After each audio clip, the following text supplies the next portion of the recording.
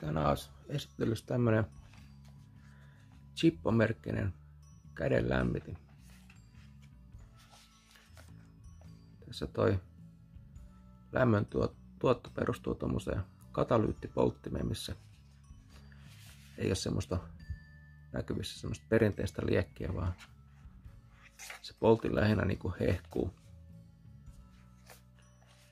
Tää on tosi kevyt, tällä on painoa noin 250 grammaa ja toimii kelissä kuin kelissä. Itälläkin joskus on ollut tämmönen samantyyppinen jonkun toisen valmistajan kyllä, mutta se oli ainakin todella käytännöllinen tuolla vaelluksilla ja retkillä pakkassäässä. Näette hinnat pyörii nyt tällä hetkellä noin 30 eurossa, niin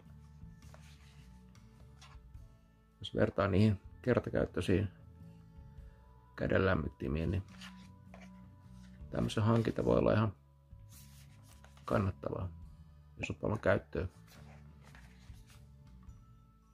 Täällä on toki muitakin käyttökohteita, eli vaikka valokuvaaja voi käyttää tätä pakkassäällä niin lämmittämään valokuvaustarvikkeita ja akkuja jossakin laatikossa. Happeahan tää kuluttaa todella vähän, mutta kuitenkin pitää varmistua siitä, että se laatikko ei ole täysin ilmatiivis. Avataan seuraavaksi tää myyntipakkaus ja katsotaan vähän mitä se sisältää.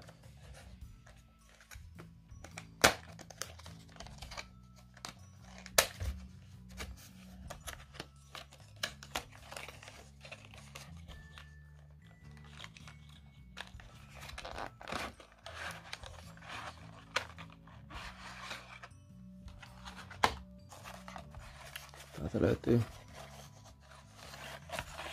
käyttöohjeet eri kielillä.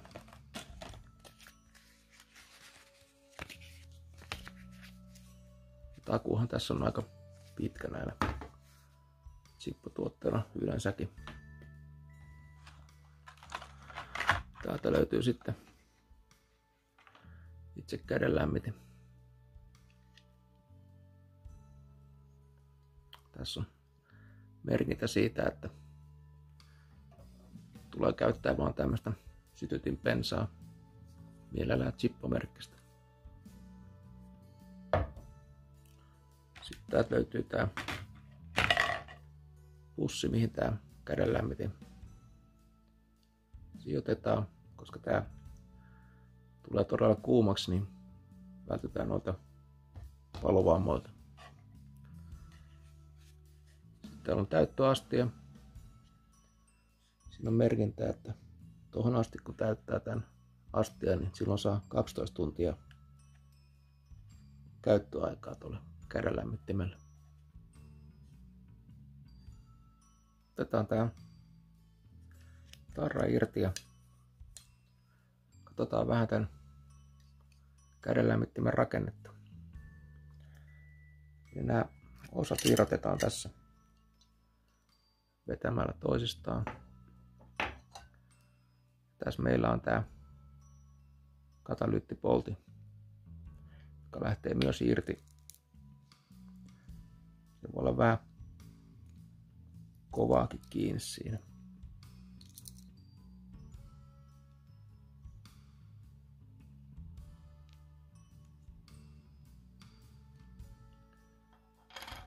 Ja täällä sisällä on sitten säiliö, mihin laitetaan Chippo sytytinpensaa tuosta aukosta.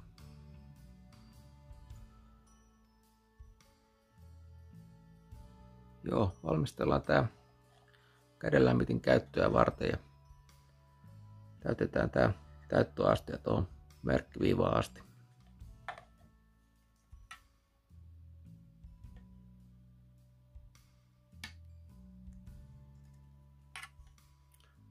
Ja tässä meillä on Chippon sytytinpensaa.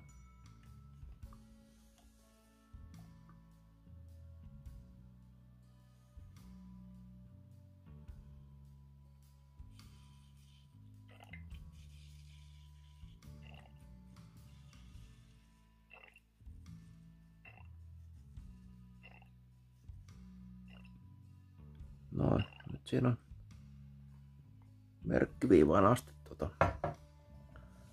nestettä.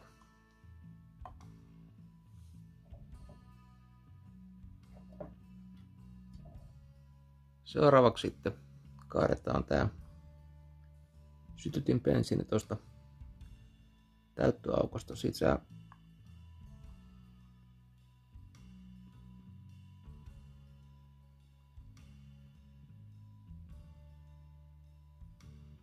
Tämä kannattaa tehdä hitaasti, jos tuntuu siltä, että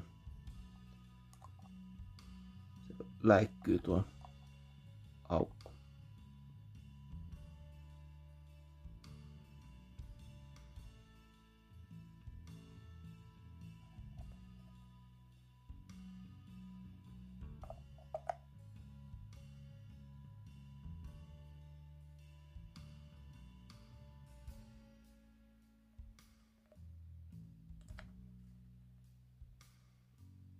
No niin, nyt säilössä noin 18 tunniksi nestettä.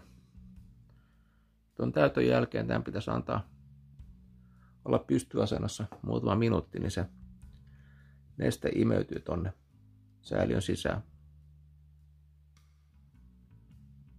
Nyt on kulunut muutama minuutti, niin voidaan asentaa tämä katalyyttipoltin takaisin paikoille ja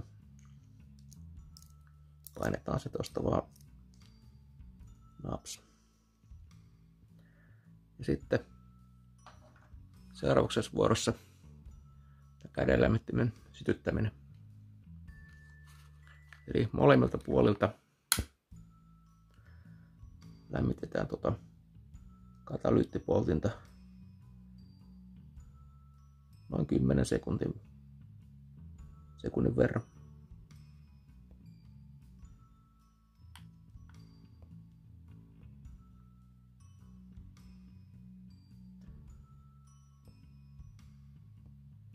Niin, että toi poltin vähän hehkuu. Sitä voi olla silmällä todella vaikea huomata, koska tässä ei tosiaan ole sellaista näkyvää liekkiä.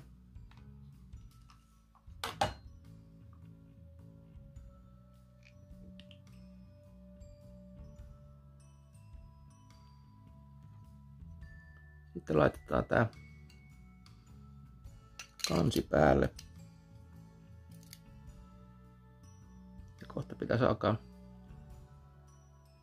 huomaamaan, että lämmitin toimii ja tää pinta kuumenee.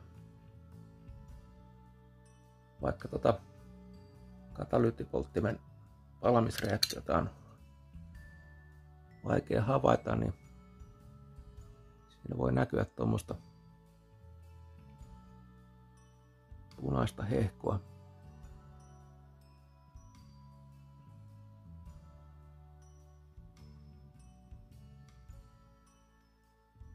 No niin, nyt on kulunut muutama minuutti ja tää käydään lämmittämään pintaa jo huomattavan kuuma. Laitetaan se vielä tänne suojapussiin.